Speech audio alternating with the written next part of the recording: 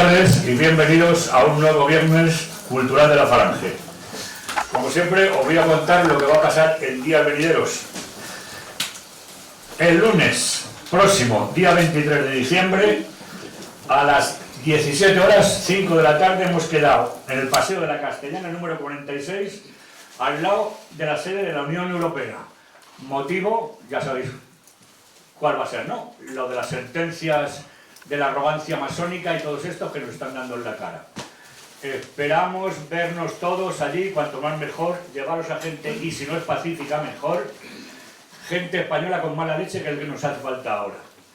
Después, a las 20 horas, 8 de la tarde, tendremos aquí un vino español y esperemos que, aparte de felicitarnos la Navidad, que nos felicitemos también el éxito de la concentración de esta tarde. Está legalizada, ¿eh? Lo digo por si alguien pone algún reparo a la hora de cruzar la calle. Luego, los viernes 23 de diciembre de este año y 3 de enero del año que viene, no habrá nada porque cae entre las fiestas de Navidad y Reyes. Y luego el siguiente viernes, día 10 de enero, se presentará el libro La Falange de Galicia, línea de combate, de José Luis Jerez, que le tenemos aquí en la mesa. Bueno, José Luis Jerez casi es un fijo de aquí, entre libros, conferencias y eso, pues te vamos a dar la permanencia, José Luis, y muchas gracias por estar. Bueno, otra cosa, fuera todavía queda y se vende lotería, tanto de la vieja guardia como de la Falange. O sea, que rascaron la mosca. Ya sabemos que no toca, pero qué más da, joder, dejar un poquito de dinero, que buena falta nos hace, entre otras cosas, para pagar multas. El libro que vamos a presentar hoy vale 15 euros. También os pido que le compréis. Ya sabéis que al que no compre un libro, luego le esperamos en la calle y le tiramos piedras. Entonces hay algunos que salen con la cabeza abierta todas las semanas porque nadie compra un libro. Pero la mayoría sí que los compramos. Total son 15 euros. Bueno, antes voy a presentar a los colaboradores en la mesa. A mi izquierda, Luis López Novelle. Otro asiduo, otro fijo en todas las actividades falangistas. Según sus palabras, la primera vez que le presenté, ya hace unos cuantos años creo en la radio, español, católico y falangista. Casi nada. Empezó en el Frente Juventud y se llegó hasta secretario general de Falange Española de la Arjona. O sea, es decir, que tiene una actividad desde niño hasta la actualidad, que sigue todavía con políticas municipales, todo dentro del hacer nacional sindicalista. Es escritor, es conferenciante, es participante en la creación del Centro de Estudios Nacional Sindicalistas y debido a su profesión, que es un hombre del mar, el marino, pues ha podido conocer mucha gente, muchas tierras y muchas culturas que le han ayudado a humanizarse más, si el nacional sindicalismo no es demasiado humano, y a conocer un poco antropológicamente más a las sociedades. Y luego, en el extremo de la mesa, no Uribe, que es el editor de Ediciones Esparta, tenemos al que os he citado antes, José Luis Jerez, historiador falangista, licenciado en Ciencias Políticas y Económicas, en Sociología, en Periodismo, es doctor en Derecho, escritor, ya os he dicho como os he dicho antes, profesor universitario en varias universidades españolas y de Hispanoamérica, y siempre un activista falangista y una referencia en la historia de la Falange. Se puede considerar que en activo y vivo, gracias a Dios, tenemos al mejor y mayor historiador que tenemos en la Falange. Gracias José Luis, gracias Luis. Y ahora me ha dicho que no presente casi nada del autor del libro. El libro se llama Raimundo Fernández Cuesta o La Falange Domesticada. El autor se llama Luis Miguel Villegas y me ha dicho que le presente como un señor guapo. Yo le miro y tampoco opino para tanto, pero bueno, si a él le gusta presumir, tenemos un escritor guapo. Muchas gracias a todos. Os escuchamos.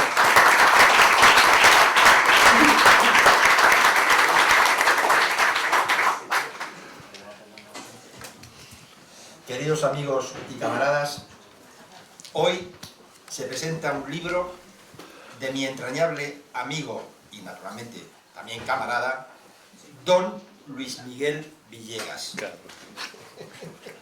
a quien por su condición sacerdotal profeso y él es consciente de ello, un filial afecto y mi gran admiración y consideración. Siempre admiré en el pater Villegas, autor de la obra, dos de las cualidades que adornan su recta personalidad: el estricto sentido del honor, interiorizado del Código Oriental del Bushido, de cuyas artes marciales es un referente en España, y su generosa inteligencia, puesta durante toda su vida y yo puedo dar fe de ello, porque nos conocemos desde que ambos llevábamos pantalón corto, al servicio por este orden de prelación de Dios, de España y de su Revolución Nacional Sindicalista. El libro que hoy se presenta de su autoría lleva por título el nombre propio de quien fuera amigo íntimo de José Antonio Primo de Rivera, a quien le honra haber sido fundador y organizador de Falange, intérprete de su doctrina y primer secretario general de Falange Española de las Jons desde el mes de febrero de 1934, como lo fue nuestro histórico y entrañable camarada Raimundo Fernández Cuesta, al que don Luis Miguel Villegas ha añadido, según el humilde criterio de quien nos habla, a modo de pecadillo venial, dicho con todo respeto, a una expresión que considero exagerada, tópica y manida. Repito, a mi modesto saber y entender, además de poco afortunada y desde luego nada original, cuando rotula, a continuación del nombre de Raimundo Fernández Cuesta, el chascarrillo o la falange domesticada. O la falange domesticada. Entre otras cosas, porque en una época de impúdicos plagios, sabéis todos a lo que me refiero, son de uso vulgar, por haber sido adoptada la idea e intención de Internet, concretamente de Wikipedia, que es la voz de su amo, y generalmente no juego amigo, donde en las notas que se encuentran en la búsqueda de datos sobre Raimundo Fernández Cuesta en Wikipedia y en Internet, de una personalidad política de su talla, de la talla de Raimundo Fernández Cuesta, se puede leer sin demasiado rigor la cita es textual, cómo Franco consiguió, y dice la cita, domesticar a la falange, incardinando el latiguillo en el contexto de un hombre fiel y brillante, como lo fue Raimundo Fernández Cuesta, del cual yo voy ahora a resaltar algunos datos sobresalientes de su vida para despejar cualquier tipo de recelo o incertidumbre. Así que, menos Wikipedia, menos falange domesticada, y naturalmente más amor a don Raimundo Fernández Cuesta, que además estuvo sentado muchas veces en el sitio donde tú estás jugando ahora, en esta casa, en los años en los que había tiros por las calles. No quiero ser de ninguna manera, lo digo, todo esto lo he dicho, se lo digo con todo el cariño del mundo, porque claro, a mí la falange domesticada, pues no, bueno, me gusta. Y además, se lo he dicho a él, por activa y por pasiva, y no es que lo diga ahora así, por la espalda, ni a cuchillada de pica, no me gusta, no es la falange domesticada. Y vais a ver cuando veáis su biografía por qué no es la falange domesticada. Don Luis Miguel no lo es. Qué disgusto. No quiero ser de ninguna manera un exégeta de Raimundo, ni tampoco que estas breves palabras mías se entiendan como una laudatio, y menos aún como un panegírico, de quien hizo de su existencia vocación de servicio y sacrificio a la falange, como veréis por el ramillete de trazos, rasgos y pinceladas que he seleccionado como preámbulo y brújula para conocer un poco más y mejor la figura de un distinguido falangista de mérito. Raimundo Fernández Cuesta y Merelo nació en Madrid el 5 de octubre de 1896, hijo de un brillante y prestigioso médico de la Armada, y también ilustre periodista, y de una distinguida dama de la sociedad española, doña Aurelia Merelo Gómez Talavera. Su abuelo paterno había sido magistrado del Tribunal Supremo, y el materno, senador y catedrático de instituto. Era Raimundo 6 años y unos meses mayor que José Antonio, con quien congenió con gran empatía desde la adolescencia, siendo siempre su fiel y entrañable amigo y compañero, su buen compañero y desde luego su leal camarada. Como curiosidad puedo decir que fue Raimundo Fernández Cuesta quien influyó poderosamente en su ánimo para que José Antonio se decantara por cursar la carrera de leyes, a su imagen y semejanza, y no la de militar, que le resultaba más familiar, por ser José Antonio hijo del general don Miguel Primo de Rivera. Es decir, que si José Antonio fue un gran jurista y un extraordinario abogado, lo fue siguiendo un poco la senda y el consejo de Raimundo Fernández Cuesta. Cursó Raimundo la carrera de Derecho en la Universidad Central, con un magnífico expediente académico. Como circunstancia curiosa, en medio de tan brillante hoja de servicio y de de estudios y calificaciones, solo aparece un suspenso en su expediente. Y lo vas a adivinar todos cuál fue, imagino. Curiosamente, en Derecho Político. O sea, suspendieron en Derecho Político.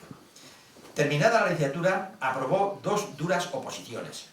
Una de acceso al cuerpo jurídico de la Armada, alcanzando con el tiempo la categoría máxima de ministro togado de la Armada. Total nada. En el que ingresó en 1920, en ese cuerpo. Y otra, la del notariado, obteniendo plaza en Málaga en 1926. Como veis, no era precisamente un indocumentado intelectual.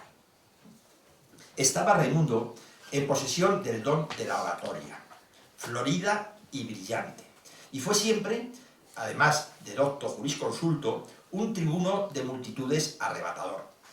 En términos coloquiales, sus camaradas nos referíamos a él como el pico de oro. Es curioso, Raimundo era el pico de oro de la falange. O sea, no ha habido nadie que como orador haya superado la oratoria de, me imagino que a lo mejor Cicerón en su época en Roma le superaría, pero de luego en la época contemporánea, quitando Blas Piñar, que tenía también una oratoria magistral, pues no había nadie que pudiese compararse, hacer un parangón con la oratoria de Raimundo Fernández Cuesta, el pico de oro de la falange. Por destacar entre todos como el mejor orador, renunció Raimundo, y esto es importante, renunció Raimundo a la vida cómoda que le brindaba tanto su holgada situación familiar como los horizontes profesionales que se le abrían en su elevada posición, alcanzada con el esfuerzo y la excelencia intelectual, en las plazas obtenidas en las oposiciones a las que ya hicimos alusión anteriormente, ambas del mayor nivel que había superado las dos con gran éxito.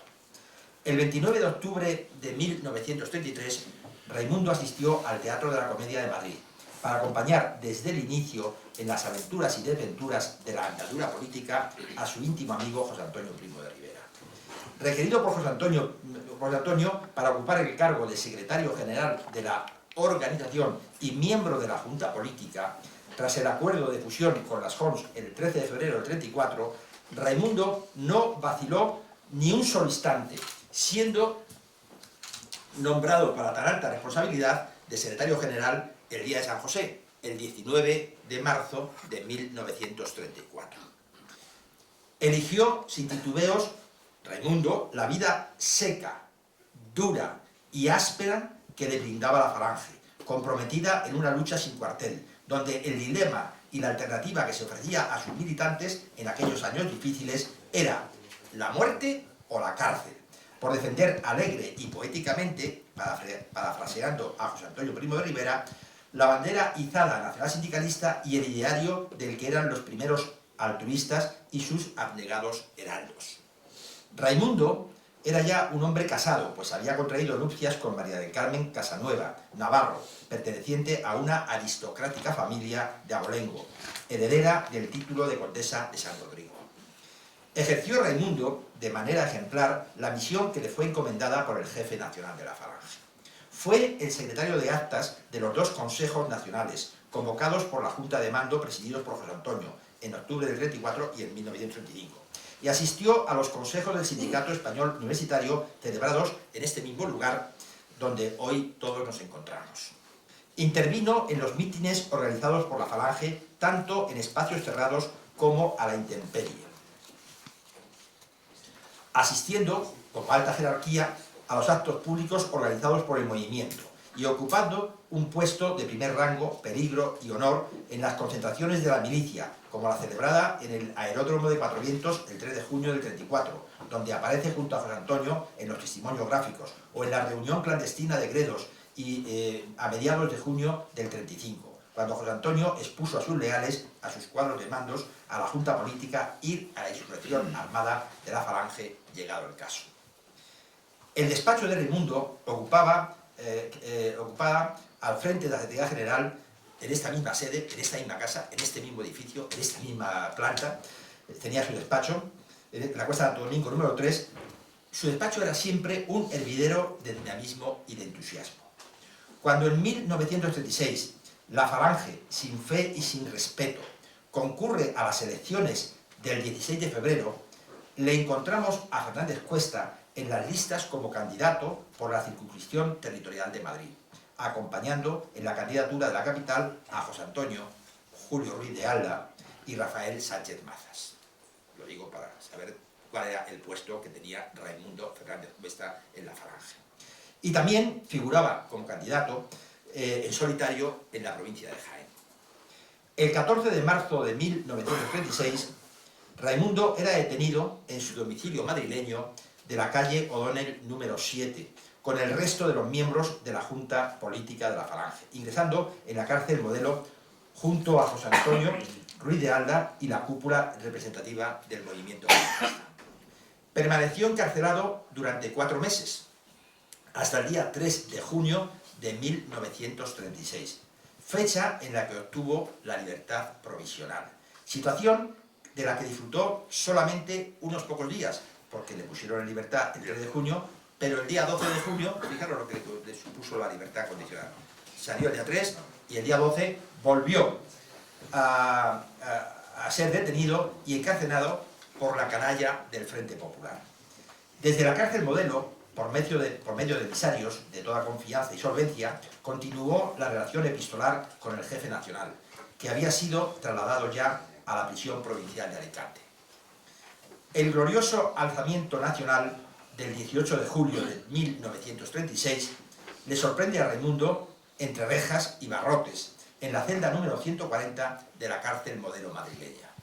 Allí se libró milagrosamente, lo digo milagrosamente, de una muerte segura, en la noche del 22 al 23 de agosto de 1936, cuando las turbas asaltaron la prisión y asesinaron a mansalva a varios dirigentes falangistas, entre ellos a Fernando Primo de Rivera, hermano de José Antonio, a quien le había sustituido en el mando durante su internamiento, y a Julio Ruiz de Alda, en una criminal matanza perpetrada por las milicias del Frente Popular. En la ficha de la cárcel, porque podría decir, bueno, ¿cómo a Raimundo, que era el secretario general de la Falange, milagrosamente se salva de aquella escabechina, de aquella hecatombe?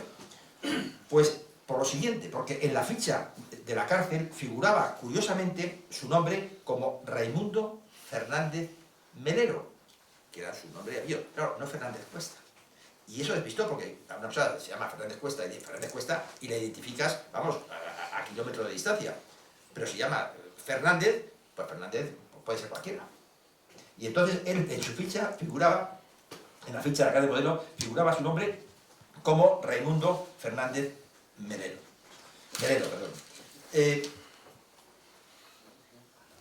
Y además figuraba en la ficha que era un recluso que estaba allí ingresado por haber sido detenido, que es cierto, en el café Negresco, por la Guardia de Asalto. Y decía, causa de la detención, ponía la ficha, por carecer de documentación, que era cierto, porque le pidieron la documentación en el café Negresco, la Guardia de Asalto, no la tenía encima, le detuvieron y lo vieron a meter en la Modelo. Bueno, y tal vez, como digo, fue ese matiz e identidad incompleta y algo camuflada la causa de que los milicianos no le identificaran y asesinaran en aquel fatídico día del 23 de agosto de 1936. No obstante, se le dio en 1936 por la carencia de noticias sobre su paradero y las matanzas llevadas a cabo por el genocida Santiago Carrillo y su banda de asesinos en Paracuello de Jarama, repito, que se le tuvo por muerto. Se le dio por muerto. Y así apareció y se comentaba. Y cuando preguntaban en Rocabar, ¿qué sabéis de Raimundo? No, sí ha muerto, sí le ha matado. Así que en el año 36, durante una serie de meses, Raimundo, como no tenía noticias, él estaba en la cárcel, estaba aislado, pues se le dio por muerto. Y todo el mundo ya, vamos, le había ya, pues estaba rezando por él, estaba rezando por su alma difunta. Entre las miles de víctimas aniquiladas en la saca de Madrid del terror rojo. José Antonio le nombró el 19 de noviembre de 1936, la víspera de la muerte de nuestro fundador, le nombró su albacea testamentario. Raimundo Fernández Cuesta fue trasladado el día 4 de noviembre del 36 a la cárcel de Alcalá de Henares. Desde la cárcel Modelo de Madrid, donde estaba, le llevaron el día 4 de noviembre a la cárcel de Alcalá de Henares, donde en la noche del 8 de diciembre, es decir, un mes después de estar allí, se volvió a librar nuevamente, providencialmente, de otra muerte cierta, cuando una masa de energúmenos asaltó el presidio alcalaíno y quiso eliminar a los centenares de presos políticos allí hacinados y enterrados. En el itinerario de la Vía Dolorosa que tuvo que padecer Raimundo, el 19 de marzo de 1937 fue trasladado desde la cárcel de Alcalá de Henares a la de San Antón de Madrid. O sea, iba de mal en peor, donde permaneció unas semanas en condiciones extremas, hasta que unos agentes de paisano de la denominada Brigada Especial, imaginar lo que era la Brigada Especial en la época del Frente Popular y en la época de la guerra, que no eran sino pistoleros de la peor estofa, le llevaron a la checa de la calle Serrano 108, donde estaba la sede de aquella Brigada Especial de malhechores y asesinos. El 13 de junio del 37 fue trasladado de nuevo, en esta ocasión de la cárcel de Porlier, como paso previo y antes de ser conducido a su destino una vez más del penal de Alcalá de Henares. O sea, fijaros lo que es, en los años que estamos viendo, 36 y 37, esa vía dolorosa que sufre, y además con amenazas casi cotidianas y casi diarias, diciendo, prepárate, reza si sabes, porque mañana te sacamos por la mañana al alba, porque te vamos a contar. Así uno y otro día. Eso hay que imaginarse lo que supone tener esa tensión en aquel, digamos, pues, en aquel rosario de cárceles y checas. Durante su estancia en la cárcel estuvo sometido a un proceso, acusado de dirigir desde la celda una red de espionaje a favor de la España nacional.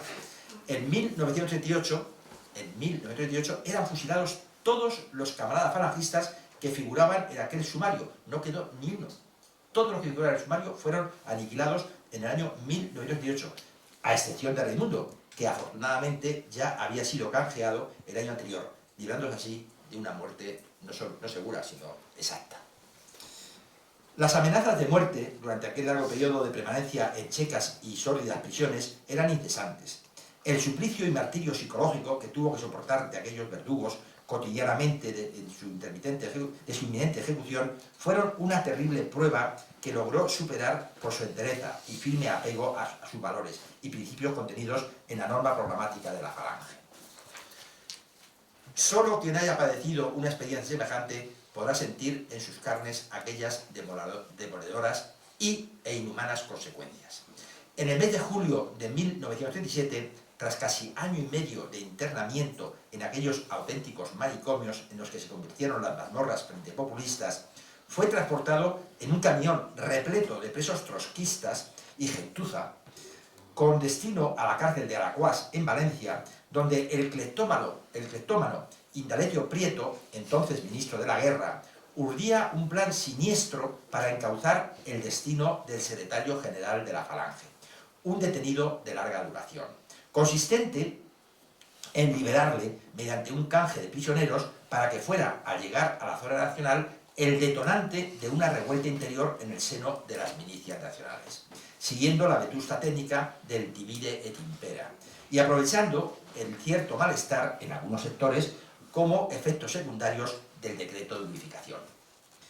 Conviene llamar la atención que Raimundo Fernández Cuesta no participó en absoluto, por su situación de preso gubernativo y de aislamiento y vigilancia, al que estaba sometido en la zona roja en el proceso de la unificación. Él, cuando sucede en abril del 37, pues estaba, como digo, en la prisión de Alcalá.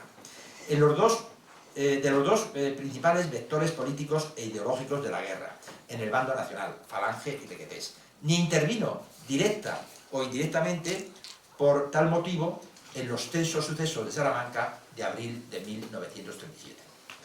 La idea de resquebrajar el monolítico espíritu de unidad nacional de los combatientes nacionales en los frentes de batalla y crear enfrentamientos entre facciones políticas, lo que se pretendió materializar en la práctica consistía en crear una disidencia disolvente propulsada por sectores falangistas díscolos, descontentos y manipulados en algunos casos por agentes rojos infiltrados, que adoptarían la denominación de una supuesta falange española auténtica, la FEA, falange española auténtica, la FEA, siglas horribles, como podéis imaginar, la FEA, para lo cual se facilitaron medios y diverso material, llegándose a redactar algunos pasquines en plena cruzada de liberación, elaborados por los sicarios rojos, divulgadores de noticias falsas, hoy diríamos fake news, o manipuladas en una técnica de desinformación con la indicada denominación de FEA.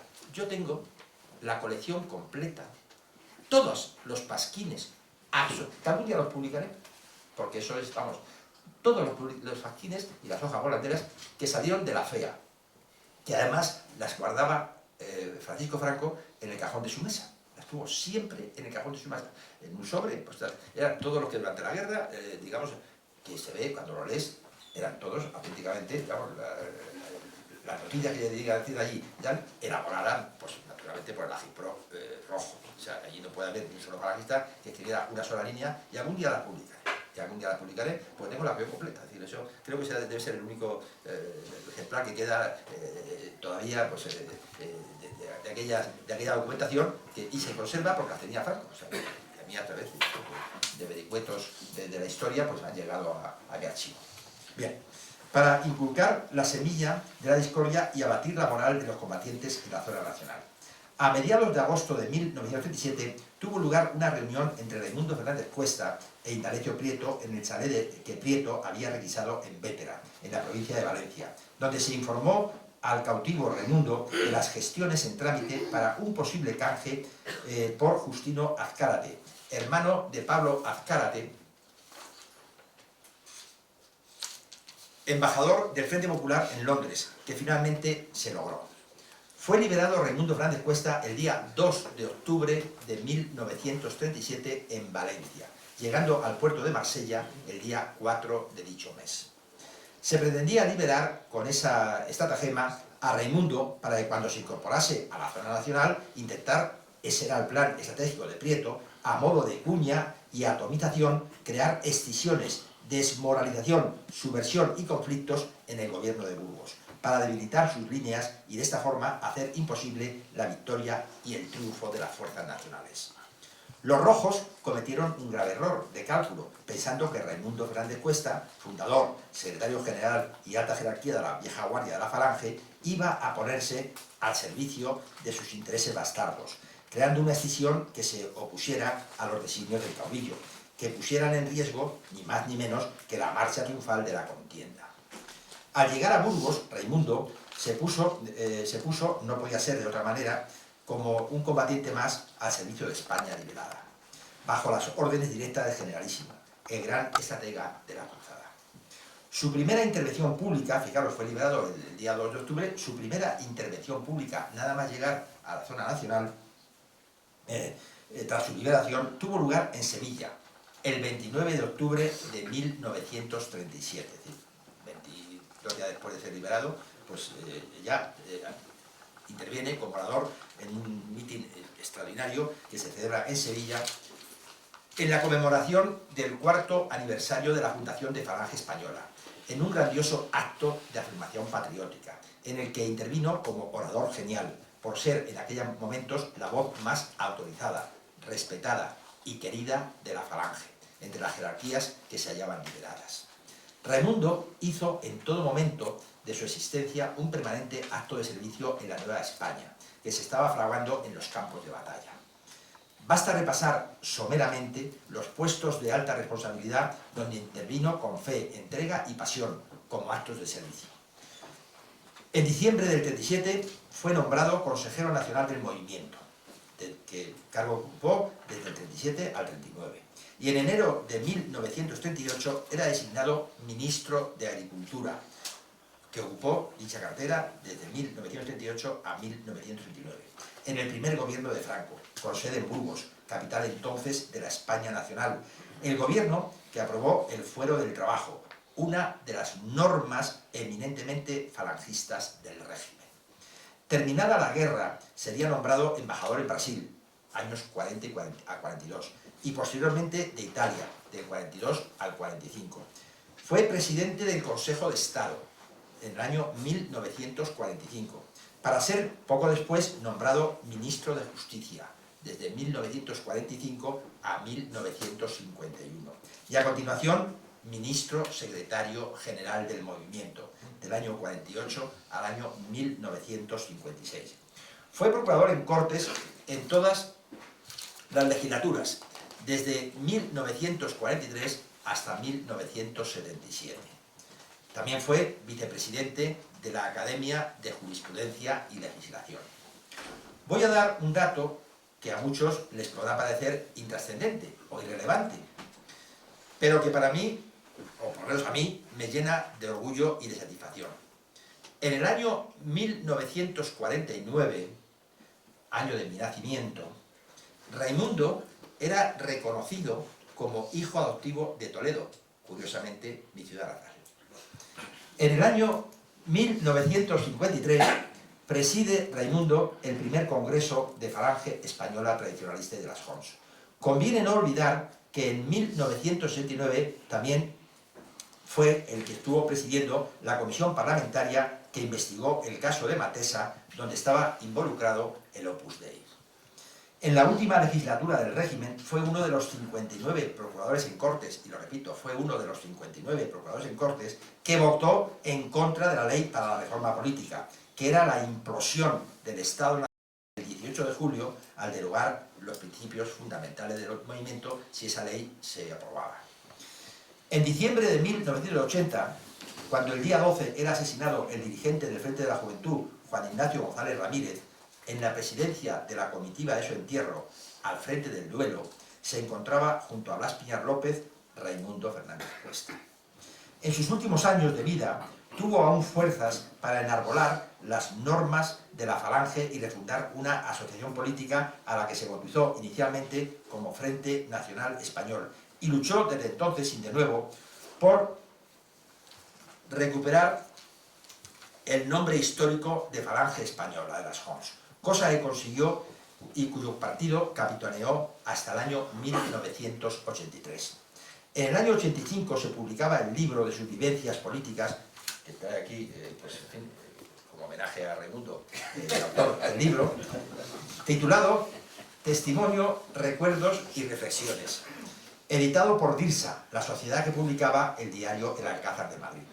Raimundo Fernández Cuesta fue palma de oro de la Falange, camarada en la vida y en la muerte. Falleció cristianamente en Madrid a los 95 años de edad el 9 de julio de 1992.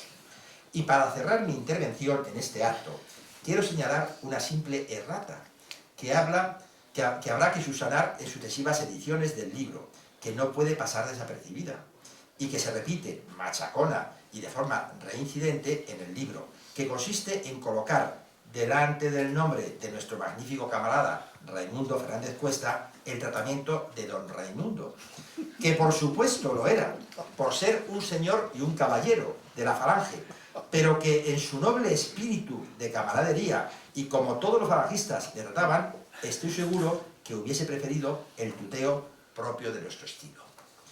Muchas gracias, don Luis Miguel, tratamiento que en esta casa te sonará extraño, como a mí me sucede, y enhorabuena por el libro que abre una ventana al conocimiento de la vida y del pensamiento de uno de nuestros mejores. Arriba España, una, grande y libre, y camarada Raimundo Fernández Cuesta, presente. Presente.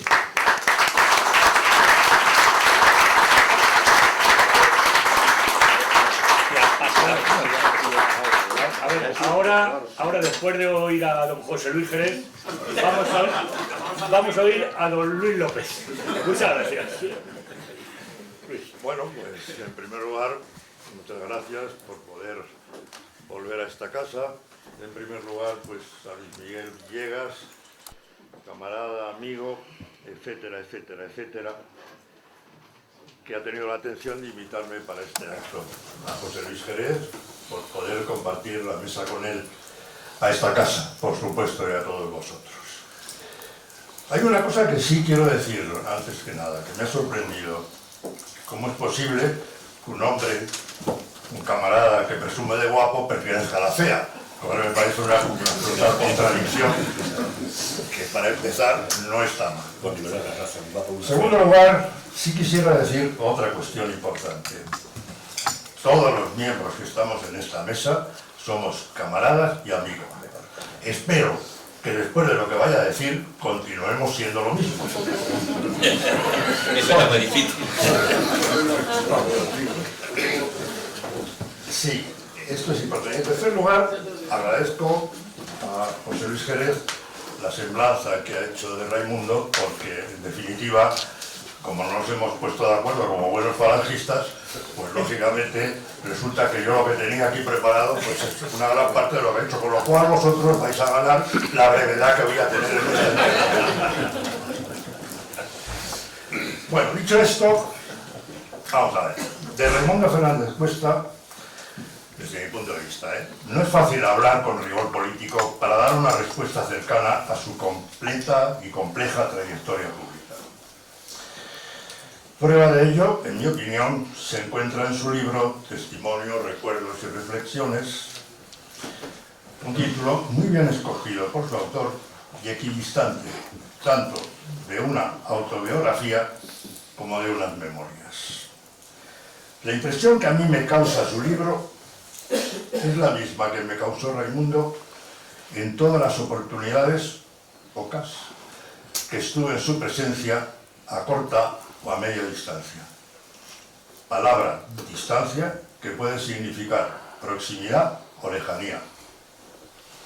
En este caso, lejanía. Y lejano era porque creo que así a veces pretendía parecerlo. Bien es cierto que mis encuentros con él fueron muy pocos, pero algunos de ellos inolvidables por dos razones fundamentales. Por su asombrosa memoria y también por alguna sorprendente y poco conocida faceta de su personalidad. Pero llegado hasta aquí es necesario justo hablar del autor de este singular libro que nos presenta Luis Miguel Villegas, tan alejado del carácter de Raimundo como, sin lugar a dudas, queda reflejado en las claras y sinceras páginas que estoy comentando. Y es que Luis Miguel ha sido siempre camarada, y ahora todavía más por razón de su ministerio, de su misión, que vive desde hace muchos años en la primera línea de servicio de su permanente y continuada prestación de esa ayuda asistencial tan necesaria siempre, no solo en lo material, sino también en el complicado y confuso mundo de las hoy más que nunca descarriladas ideas políticas o de cualquier otro origen. Fernández Cuesta, por eso mismo su libro sobre Raimundo Fernández Cuesta, produce la sorpresa de pretender ser crítico cuando en un altísimo porcentaje del mismo está dedicado a reproducir testimonios, recuerdos y reflexiones del propio Raimundo a través de sus discursos. Lo que viene a demostrar que Villegas en modo alguno pretende ser un severísimo fiscal político de Fernández Cuesta, sino un testigo crítico de su trayectoria falangista y dejando en todo caso que sean los lectores los que decidan y juzguen a Raimundo. Pero sin duda Raimundo Fernández Cuesta tiene una trayectoria profesional y política que reúne una experiencia de vida y de responsabilidades indudable. Eso ya lo ha dejado perfectamente claro José Luis Jerez, con lo cual no me voy a repetir, efectivamente. Por eso, dando un salto importante, pues me tengo que ir a decir que cuáles fueron mis experiencias y mi visión que tengo de Raimundo. Pues realmente yo creo que en presencia de Raimundo he estado como una docena de veces. Si en algún momento tenemos después un coloquio, pues gustosamente os diré... que vender libros. Os diré... Y te se enrolló. Os podré contestar acerca de alguna de aquellas singulares oportunidades en las que estuve, en el que en algún momento, y cara a cara, se le dijo que tenía que abandonar la Jefatura Nacional de Falange Española, acompañado del equipo que tenía entonces. Pero en fin, esto forma parte del anecdotario.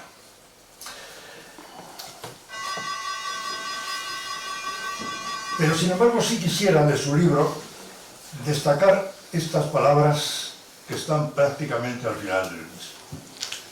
Dice: pero también, al dejar la Jefatura Nacional de Falange Española, pero también ha influido en mi decisión un cierto, no sé si llamarle cansancio, más que físico por moral, por las intrigas, las murmuraciones, las críticas, la falta de colaboración e incluso las peticiones directas de mi dimisión por algunas personas o sectores de la Falange y sobre todo la falta de unidad de aquellos falangistas que en las graves circunstancias que atraviesa España han contribuido a perturbar la vida de la Falange y a dar a esta una imagen desfigurada de su auténtico espíritu de unidad.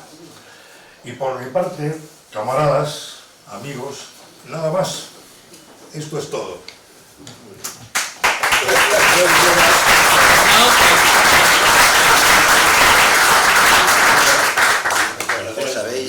Os habéis dado cuenta que a mí se me ha pasado pediros una cosa, que la mejor forma de fastidiar al padre Villegas es comparar el libro. Yo lo recomiendo. Todos tenemos que comparar el libro, porque es extraordinario el padre Villegas, no el libro. Bueno, pues, señor autor, don José Luis, por favor, cuando Luis usted quiera. Miguel. O don Bueno, Luis. En principio es de rigor darle gracias a esta casa, en la persona de Carlos, que la representa en este momento, darle gracias al judío de mi editor, don Enrique, que siempre está ahí en plan, y especialmente a dos hermanos que tengo, al hermano mayor Luis López Novelle y a mi hermano gemelo José Luis. Es evidente que el que haya tenido hermanos se ha pegado con sus hermanos. No tienes hermanos, ¿no? Y el que dice que no se ha pegado con su hermano es que no tiene hermanos.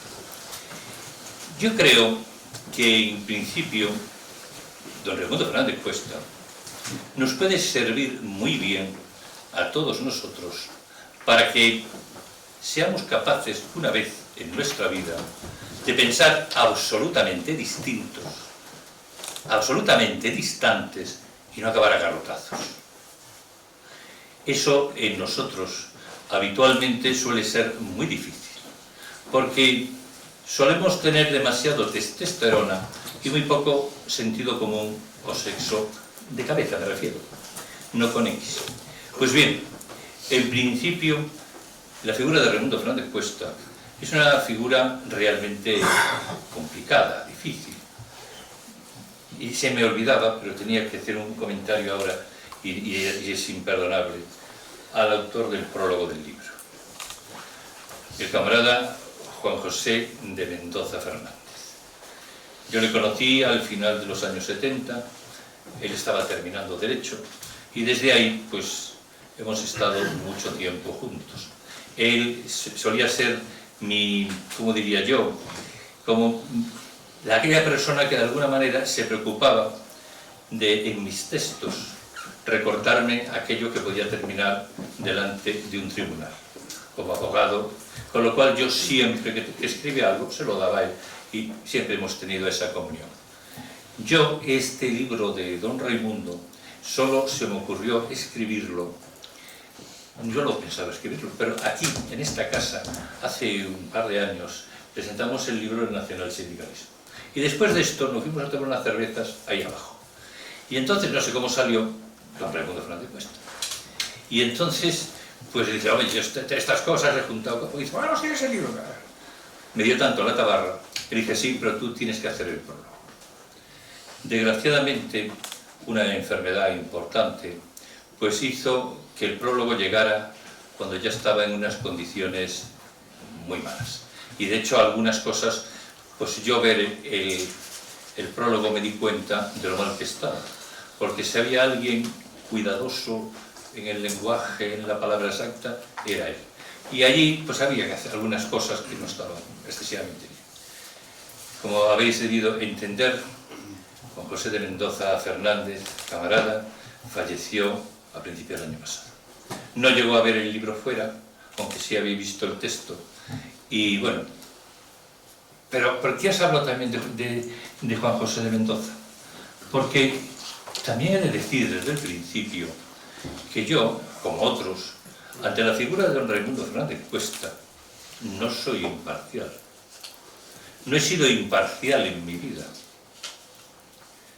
Yo entiendo, porque es un poco de sentido común, que haya gente que tenga visiones distintas de él. Yo voy a poner la primera piedra en la historia.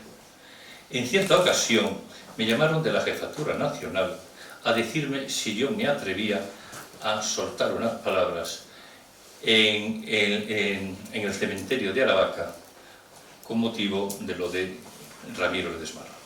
Yo dije que sí, el que me lo dijo, me dijo, bueno, porque tú eres ramirista. Yo era ramirista porque había leído 2 cosas de Ramiro, que la mayoría de la gente no las había leído, no había tampoco para más. Bueno, yo preparé mi texto, hablé con Juanjo en su día, y me dijo, a ver qué pones, que te conozco. Bueno, entonces le dejé el libro para que lo leyera, y le dejé el artículo. Inmediatamente me llamaron otra vez de la Jefatura Provincial, muy excitados, que además el que lo dijo era el señor Lanceros, camarada de verdad, que sí hemos tenido por aquí, y un hombre de arriba abajo y falangista siempre. Pues Lanceros me dijo que estaba muy nervioso, no sabía qué decir, me dice, mira, que Raimundo ha dicho que no va a hablar detrás de ti. Y yo, con sentido del humor así un poco especial, pues que hable delante. No, la idea no era esa, es que no quería que hablara yo ni en pintura. Pues como así fue, dije, bueno, no me preocupa, no te preocupes, oye, que hable otro cualquiera. Bueno, se acabó aquello allí y inmediatamente al día me llaman. Antes no teníamos los móviles, había que llamar a casa, quedarnos. Y me llamaba Juan José de Mendoza Fernández, Juanjo, y me dijo, oye, que quiero decirte una cosa, me han encargado a mí que haga yo las palabras estas. Pero si tú dices que no, no tienes que darme ninguna explicación. Yo les digo que no. Dijo, no, que sí, ¿cómo va a decir que no? Mejor que hables tú que hable cualquier cebollo por ahí. Entonces me presenté en Aravaca, con mi camisa azul, hermoso, como él se presentó, que era un dandy siempre. Y se presentó con una carpeta verde, que la estoy viendo ahora mismo si cierro los ojos. Abrió la carpeta y empezó a leer un discurso precioso y magnífico, que era el que yo había escrito. Y lo leyó íntegramente. Y al final dijo, y este es el discurso que no habéis dejado decir a Luis Miguel Villegas. Ni que decir tiene que el señor Fernández Cuesta, que el discurso empezó con una media sonrisa viéndolo y después, como tenía un gesto él, cuando escuchaba así que raro, que hacía como así, pues lo apuntó en la lista de los amigos del señor Fernández Cuesta. El señor Fernández Cuesta, y digo lo del señor y lo de don, porque he de decir y digo realmente con toda responsabilidad que para mí jamás fue un camarada. Para mí el señor Fernández Cuesta fue alguien que siempre ponía una vela a Dios y otra al diablo. Tuvo una habilidad maravillosa para navegar entre 1000 aguas y salir indemne de ello. Toda su vida fue eso. Yo sé, y no voy a entrar en discusión después, como no entrar en discusión con José Luis, porque a José Luis yo le quiero mucho, diga lo que quiera y yo digo lo que me da la gana y después nos tomamos una cerveza. Entonces hay un montón de cosas que nunca han quedado claras en el señor Fernández Cuesta y que no ha querido aclarar nunca, porque siempre que se le hacía alguna pregunta sobre algún tema complicado, él tenía la habilidad de enfadarse y no contestarte. Yo recuerdo, por ejemplo, dos cosas así sueltas, porque no voy a hablar tanto con este señor, si no nos dan aquí la noche, y no compráis mi libro. Pues yo recuerdo cuando se hizo la presentación del libro La Falange Hoy, él tenía un artículo, en el cual, pues, cuando estaban presentando el libro, un muchacho impertinente de la época le dijo: Raimundo, estoy de acuerdo contigo totalmente en que la falange está en estado gaseoso. Palabra que decía don Raimundo. Y entonces le añadió: solo hay una cosa que falta, que es que digas la responsabilidad que tienes tú en que la falange esté en estado gaseoso. Tampoco le gustó aquello al señor Fernández Cuesta. Por eso quiero decir que muchas veces todos somos esclavos de nuestra vida, de nuestra historia y de cómo hemos visto las cosas y cómo las hemos sentido. Luego, por ejemplo, cuando presentó este libro, en este libro existen algunas lapsus de memoria curiosos, porque si algo tenía don Raimundo era una memoria prodigiosa, pero tiene algún lapsus, ¿no? Por ejemplo, cuando nos ha recordado José Luis aquella entrevista con Prieto, en la cual resulta que es la posibilidad, se le olvida que Prieto, antes de que escribiera este libro, porque ya había muerto cuando salió este libro, habla de 2 entrevistas con Raimundo. De 2 entrevistas que son curiosas, porque dice 2 tontadas que reflejan que fueron de verdad 2. Dice: en la primera entrevista, Raimundo se presentó con un traje deshilachado de la cárcel, y en la segunda se presentó con un traje que le habían dado nuevo porque estaba muy bien. En la presentación de este libro, un muchacho impertinente le preguntó al señor Fernández Cuesta: ¿por qué razón usted habla solo de una reunión con Prieto y Prieto habla de 2? No hay razón. Y porque esto, sobre todo, ¿qué interés tenía Prieto en que fueran 2 o 1? A lo mejor también hay que hablar, porque cuando no se aclaran las cosas, nos dan pie a los mal pensados de que pensemos lo que nos dé la gana. Y así lo hemos pensado. A lo mejor es que lo que se habló en una no interesaba que se supiera. Porque, entre otras cosas, en la segunda reunión que tuvo con Prieto, Prieto habla de que con el señor Fernández Cuesta había un camarada, un hombre cercano, que nunca se nos ha dicho el nombre de ese señor. Yo lo reflejo en el libro de Cadenas. Claro, sí, estamos de acuerdo, sí, yo esto lo entiendo muy bien. Luego, hay otra cosa que tampoco se nos dice. Cuando el mal llamado decreto de unificación, que fue un decreto de imposición, porque se hizo desde fuera y desde arriba, fue una imposición, no una unificación, le guste al personal o no. El señor Fernández Cuesta, en la cárcel, comenta Julián Cortés Cabanilla, que estaba en la misma cárcel que él, que le pareció una locura que se hubiera hecho aquella llamada unificación. Y de hecho, el señor Jerez, don José Luis, en su libro de Cadenas, dice que cuando se suelta al señor Cuesta en la falange, hay como un momento de gran esperanza, que se muere antes de que llegara, porque el señor Fernández Cuesta, cuando lo liberan, que se ha olvidado decir un detalle que a mí me encanta, ¿no? Pues cuando llegó a Francia, puso una vela a Dios y otra al diablo, como siempre. Lo primero, se fue a Lourdes a dar gracias a Dios porque se había salvado. Y la segunda se fue a ver a Franco. Las 2 velas. Las 2 velas. Bueno, entonces, yo lo que sí quisiera dejar claro es que sobre esta figura concreta, José Luis y yo tenemos puntos de vista absolutamente distantes. Pero distantes no quiere decir que eso nos distancie a él y a mí.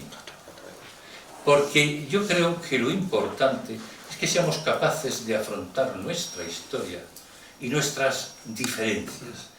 Hay que llegar a un momento que creo que estamos ya, creo que la mayoría la debemos tener en la cabeza, y si no, pues nos pelamos un tiro, que hubo grandiosos falangistas en el movimiento, grandiosos falangistas fuera del movimiento, sinvergüenzas dentro del movimiento y sinvergüenzas también fuera.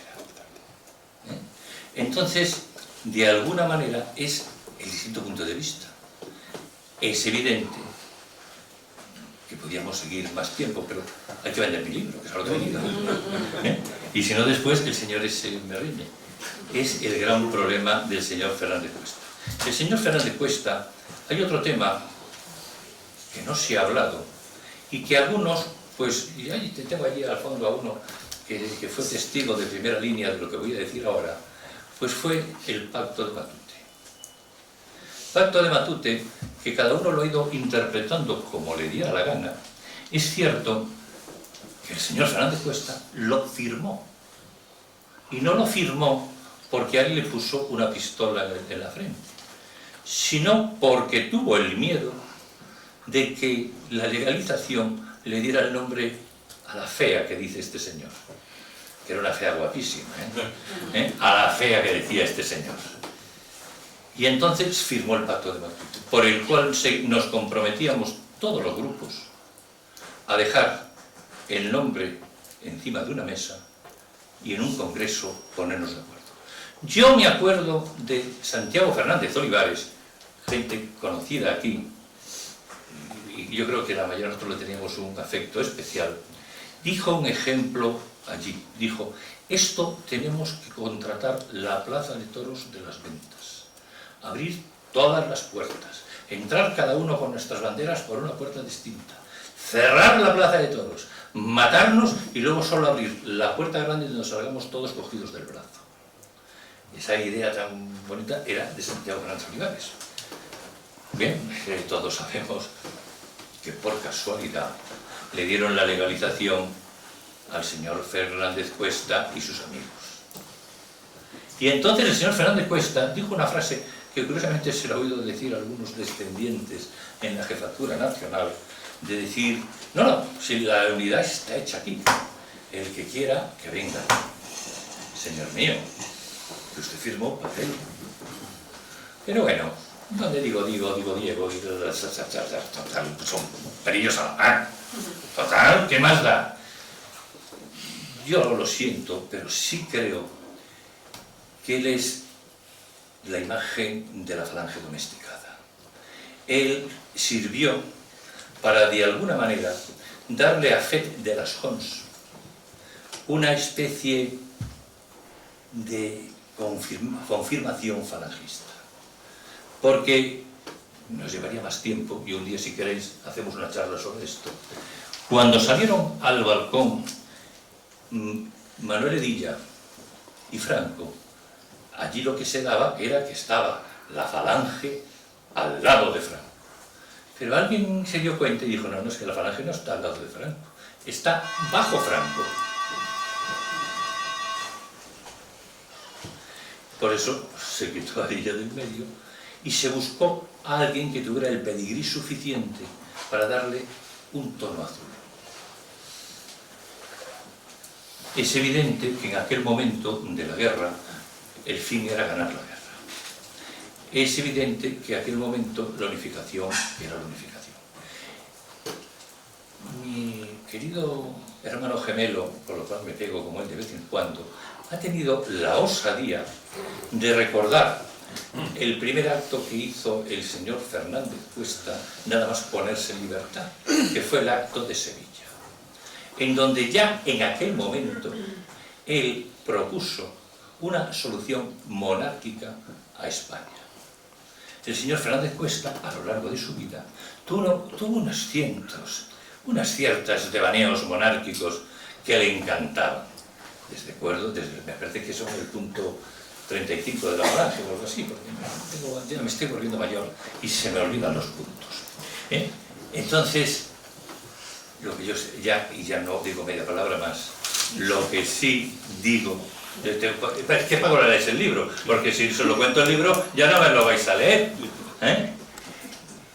Entonces, que todo esto nos sirva para darnos cuenta que tenemos distintos puntos de vista, pero que no solo podemos caminar juntos, sino que tenemos la obligación de caminar juntos.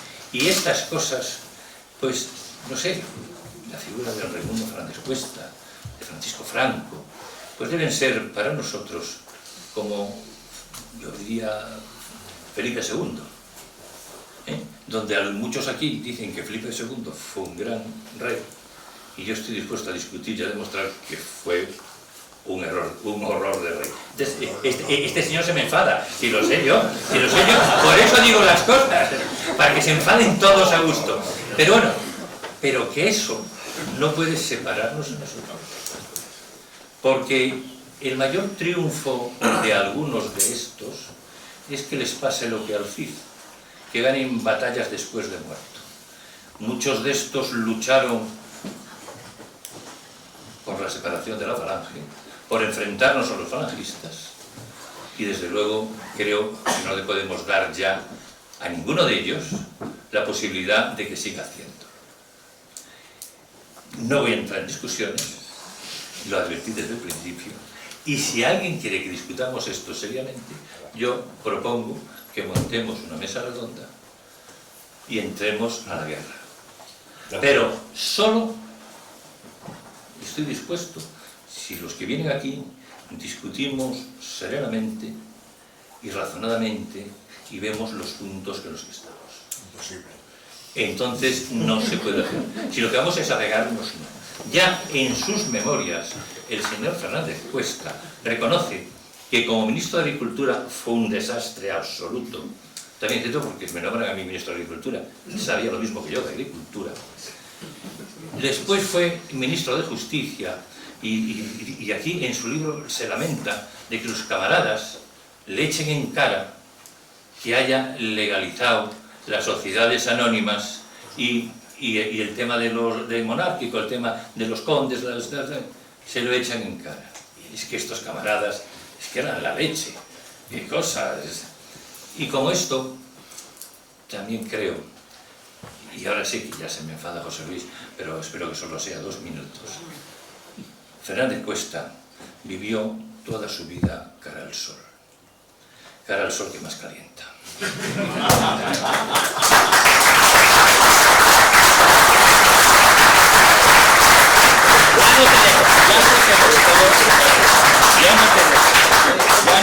Bueno, queda en pie tu propuesta, ¿eh?